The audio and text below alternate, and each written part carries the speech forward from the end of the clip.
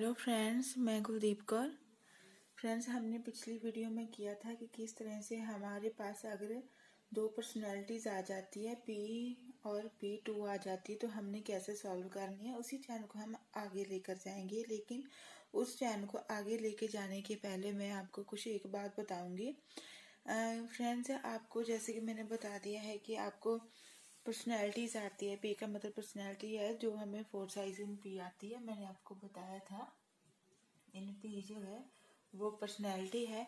लेकिन फ्रेंड्स, कल से हम एक और P2 कर रहे हैं, तो इसका क्या मतलब हो गया? इसका मतलब हो गया सेकंड पर्सनैलिटी। जैसे हम किसी इंसान को देखते हैं, पहली पर्सनैलिटी जो होती है, जैसे कि हम कहते हैं कि वाह उसके, एक लड़की है तो हम कहते हैं कि वाह उसके हेयर्स कितने अच्छे हैं, ठीक है, पहली पर्सनैलिटी होगी। दूसरी पर्सनैलिटी क्या होगी? वाह ये दिखने में बहुत सुंदर है, ठीक है। इस तरह से मतलब कि कोई भी पर्सनैलिटीज हो सकती है, जरूरी नहीं जैसे कि मैंने एक लड़की के लिए ली, कोई भी पर्सनैलिटी हो सकती है। कोई इंसान है जो बहुत मेहनत करता है, वो उसकी एक पर्सनैलिटी होगी।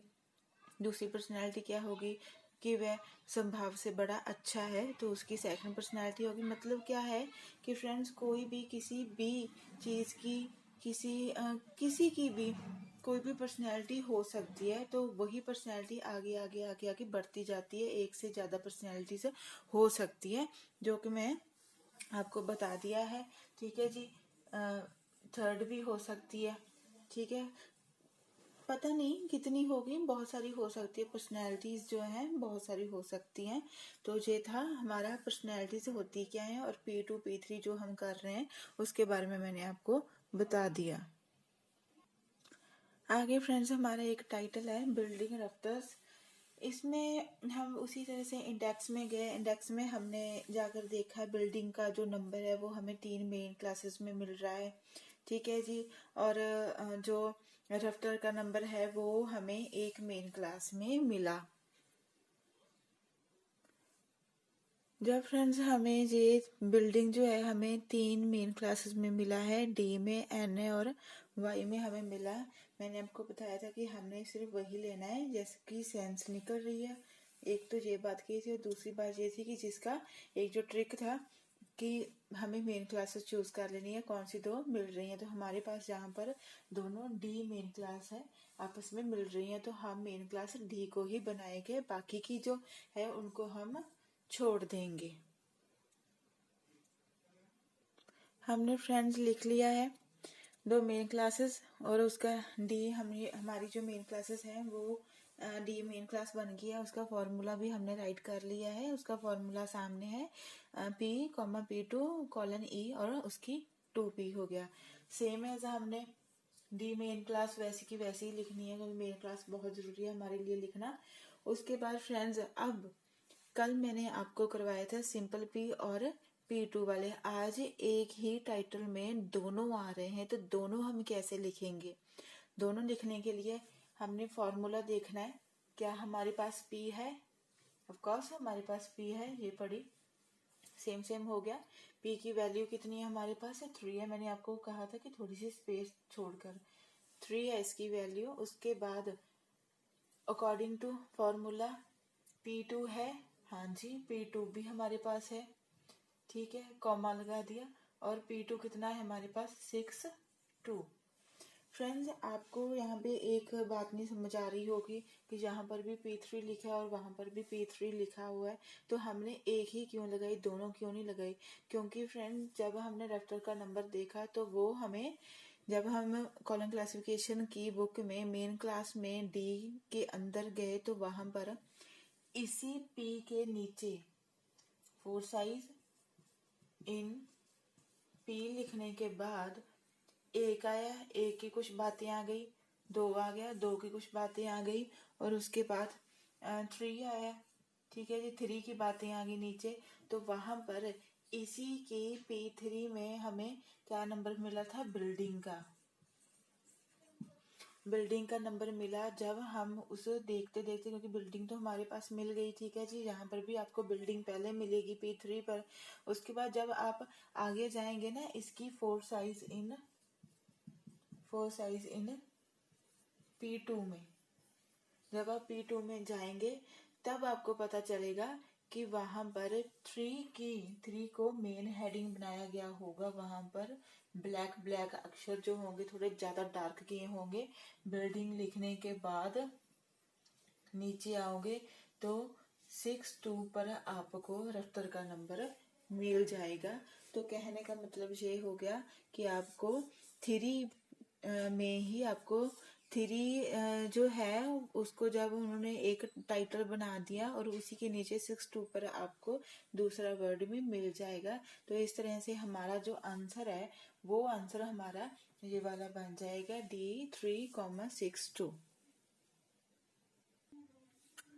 हाँ जी फ्रेंड्स, हमारा नेक्स्ट आइटम है इलेक्ट्रॉनिकल मशीनरी इलेक्ट्रिकल मशीनरी। जब हम फ्रेंड्स वैसे ही इंडेक्स में गए, जैसे हम पहले जाते थे, तो दोनों ही हमें किसी एक मतलब अलग अलग मेन क्लासेस में मिल रहे हैं। जैसे कि इलेक्ट्रिकल जो हमें इफेक्ट में भी मिल रहा है, इंजीनियरिंग लिखकर भी मिल रहा है और मेथड लिखकर भी मिल रहा है। तो उसी तरह मशीनरी जो है वो भी हमें ऐसे ही मिल रही है, डी में मिल रही है और जेड लॉ में मिल रही है। कैसे समझे भाई कि अब मेन क्लास हम कौन सी बनाएंगे? तो फिर हमने क्या करना है, पहली बात तो वही हमने मेन क्लास से मेन क्लास जोड़ लेनी है। ठीक है, ये भी हो गया, चलो मानते हैं हम, मिलान हो गया दोनों मेन क्लासेस का। अब दूसरा जो बात है इसकी सेंस पहचाननी है। तो सेंस के अकॉर्डिंग स्टूडेंट्स हमारे पास है इलेक्ट्रिकल मशीनरी है, इलेक्ट्रॉनिक मशीनरी की बात की गई है। ठीक है जी, तो इफेक्ट तो आएगा ही नहीं, इफेक्ट की तो बात ही नहीं हुई है और ना ही इसका इलेक्ट्रिकल का कोई मेथड पूछा है। हमें सिर्फ और सिर्फ जो इंजीनियरिंग में जो आती है मशीनरी आती है, क्योंकि हर एक जो मशीनरी है वो सिर्फ इंजीनियरिंग में ही आती है, सारे इंजीनियर्स ही हैं जो हर एक मशीन को बनाते हैं। तो मेथड भी हमारा नहीं आएगा। कहने का मतलब इंजीनियरिंग का नंबर हमने ले लेना है, डी हमारे पास इसकी मेन क्लास जो है वो बनकर। तो फ्रेंड्स हमने लिख लिया है, तो उसके बाद हमने क्या इसका फॉर्मूला ले लेना है। ठीक है जी, फॉर्मूला लेंगे हम। इसका फॉर्मूला मैंने आपको बताया है, बहुत कंपल्सरी है फॉर्मूला। फॉर्मूले के बिना तो भाई हम क्लासिफिकेशन कर ही नहीं सकते ना। यहाँ पे एक बात और प्लीज आप नोट कर लें फ्रेंड्स अपने कि जो कॉलम क्लासिफिकेशन में बुक में हमें चैप्टर डी जो है मेन क्लास डी है उसका फॉर्मूला हमें गलत बताया गया है। उसका जो सही फॉर्मूला है वो मैंने आपके सामने लिख दिया है। ये वाला फॉर्मूला बिल्कुल सही है, लेकिन जो बुक में दिया गया है वो मिसप्रिंट हुआ है, तो वो गलत है। प्लीज आप इसे नोट कर लें। सही जो है वो ये वाला फॉर्मूला है सॉरी। तो फ्रेंड्स हमने वैसे ही लिखना है। सबसे पहले मेन क्लास डी हमने लिख ली। अब दो बातें आ रही है, ठीक है, एक तो आ रही है 66, दूसरी आ रही है 6। क्या लें भाई हम, 66 लें या 6 लें? तो फ्रेंड्स घबराने की जरूरत नहीं है कि भी हमने कौन सा लेना है। मैं आपको पहले भी कह चुकी हूँ कि आपको सेंस पहचाननी है। और दूसरा, जब भी इंडेक्स में से नंबर लेते हैं, नंबर लेने के बाद आप मेन क्लास में आते हैं, नंबर सीधा लगाने की बजाय आप उसको एक बार चेक कर लें, क्या इंडेक्स ने आपको सही जगह पर आपको दिया है क्या वो टाइटल। तो ये बात यहाँ पे लागू होती है।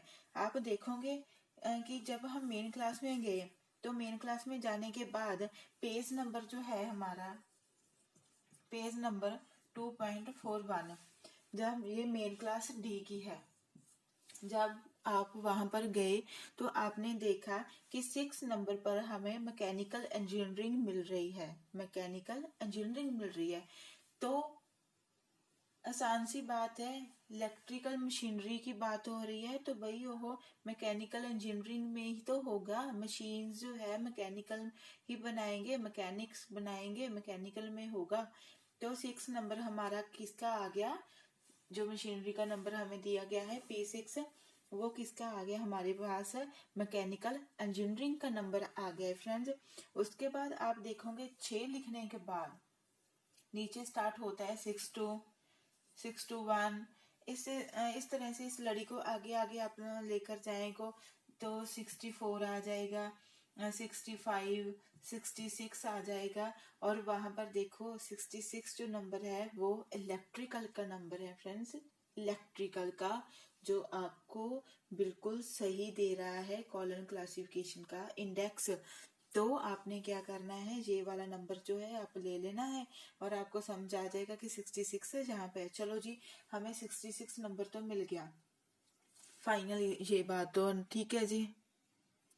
फिर अब हम कैसे लें भाई, अब 66 तो हमें पता चल गया कि भाई इलेक्ट्रिकल का जो है मैकेनिकल इंजीनियरिंग है उसके अंदर जो है 6 नंबर आगे, मतलब 66 जो है वो उसका इलेक्ट्रिकल का नंबर पड़ा हुआ है। मतलब 66 अकेला आया, 61 आ गया, 62 आ गया, ऐसे ऐसे करके 66 नंबर हमें इलेक्ट्रिकल का तो मिल गया। अब मशीनरी कैसे ढूंढे, तो आप जब नेक्स्ट पेज पर जाएंगे ना, वहां पर जाने के बाद आपको मैंने कहा था कि अब हम 4 साइज जो है P2 कर रहे हैं, तो वहां पर आपको 2.42 पेज नंबर पर आपको 4 साइज इन P2 मिल जाएगा।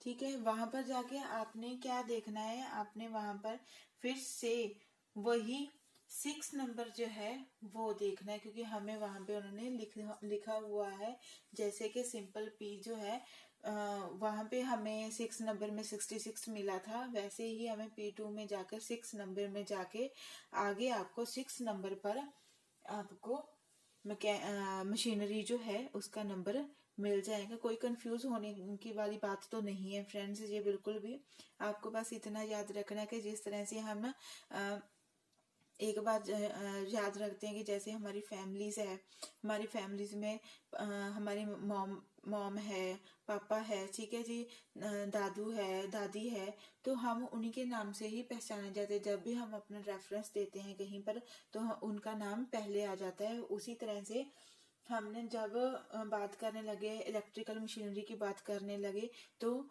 सबसे पहले उनका नाम आ गया, मैकेनिकल का नाम जो है वो आ गया। मैकेनिकल इंजीनियरिंग की बात होगी कि भाई उसके अंदर जो है इलेक्ट्रिकल मशीनरी बनाई जाती है, तो उसी तरह से हम उसके आगे उसके जो उसका घर है, हम उसके घर में आकर उनका रेफरेंस जानने लगे, तो वहां पर हमें पता चला कि 6 जो है वो फादर समझ लो आप, 6 जो है फादर है, और उसके अंदर जो उनके बच्चे हैं, उनके बच्चों के अंदर हमें बच्चे जो है 66 से एक तो हमें मिल गया, इलेक्ट्रिकल मिल गया, और दूसरा जो है 66 के अंदर जाकर हमें वो भी सॉरी अंदर जाकर नहीं, हमें वो भी उसकी P2 में जाकर 6 नंबर मशीनरी का भी मिल गया। फ्रेंड्स कोई घबराने वाली बात नहीं है, ये आपको समझ आ जाएगा धीरे धीरे, हम 1-2 टाइटल और भी ऐसे कर लेंगे। तो फ्रेंड्स डी हमने मेन क्लास ले ली है, ठीक है, हमने देख भी लिया कि मेन क्लास हमें सही बता रही है, तो उसने भी हमें बिल्कुल सही बता दिया।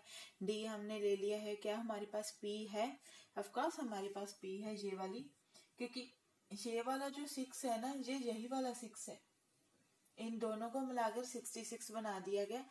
6 के अंदर ही जाकर हमें इस तरह से मैंने आपको बताया है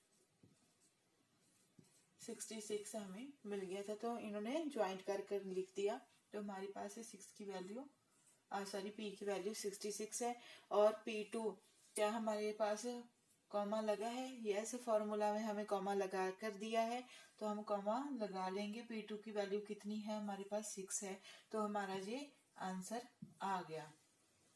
फ्रेंड मशीनरी में हमारे पास लिखा है 6 to 9, मीन्स के 6 से लेकर 9 तक कहीं भी आपको मशीनरी मिल सकती, तो हम 8 भी, अगर हमें 8 पर मिलती तो हम 8 लगाते, 9 पर मिलती तो 9 लगाते, 7 पर मशीनरी लिखी मिलती तो हम 7 नंबर लगाते, लेकिन हमें मशीनरी जो है 6 नंबर पर मिल गई है, तो हमने 6 नंबर लगा दिया है। आई होप फ्रेंड्स आपको मेरी वीडियो अच्छी लगी होगी। प्लीज़ अपने डाउट जो है वो मुझसे शेयर ज़रूर करना, और कोशिश करेंगे हम कि आपकी जो उलझन है उसको सुलझा सकें। प्लीज़ वीडियो को लाइक करें, शेयर करें और सब्सक्राइब करें। Thank you.